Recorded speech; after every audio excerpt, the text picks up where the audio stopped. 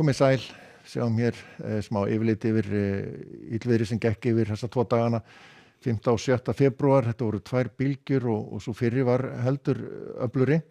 Þetta var óvenju svona útbreitt óveður. Það voru alveg 70% stöðva landsins sem mældu meira en stormstyrk þessa daga.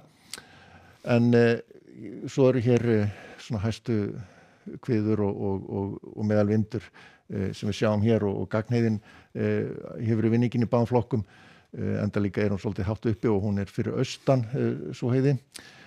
En mesti svona meðalvindurinn á láglendi var á Stórhöfða 39,1 metrar á sekundu og það þá rúmlega fárviðri, getum við sagt, sem er í kringu 32 metrar á sekundu.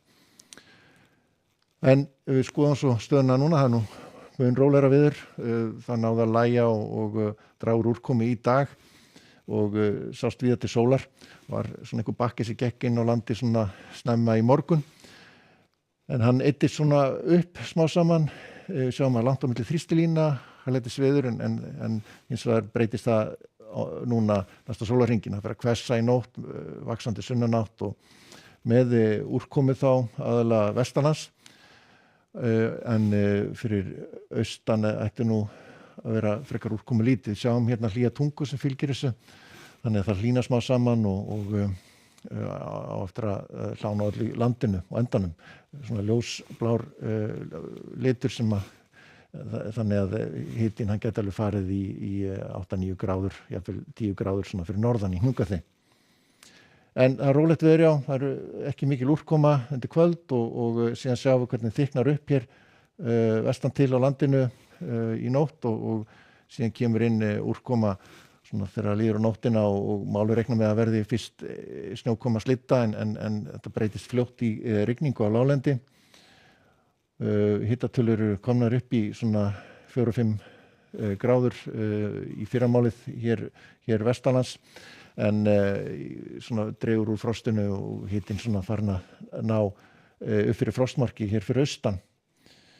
Og það hvessir í þessu og við fáum hér viðvaranir vegna vinds gular þegar líður á morgundaginn og það verður svona víða hvöss sunnanátt vestan til á landinu en nokkuð byljótt hér norðvestan til, sérstaklega norðan til á Snæfellsnesi og svo yfir Tröllaskaga og eitthvað yfir Vestfirði líka.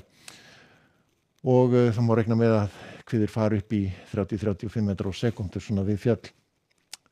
En sjáum einnig að það svona komið blár litur í úrkomu sviðinu, sem því að það er talsverð úrkoma þar, sérst norðan til á Snæfellsnesi og sunnan til á Vestfjörðum.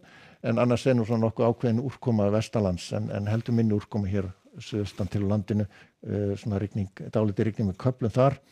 Viðvörun dettur út þarna við Breiðafjörð annað kvöld en hinir lifa svo fram á mánudagsmorgun en þá detta þær út. Þessi dregur úr veðurhæðinni aðeins á mánudaginn og úrkominni en það verður samt áfram svolítið þungbúið hér sunnan og vestan til landinu með svona rigningu af og til.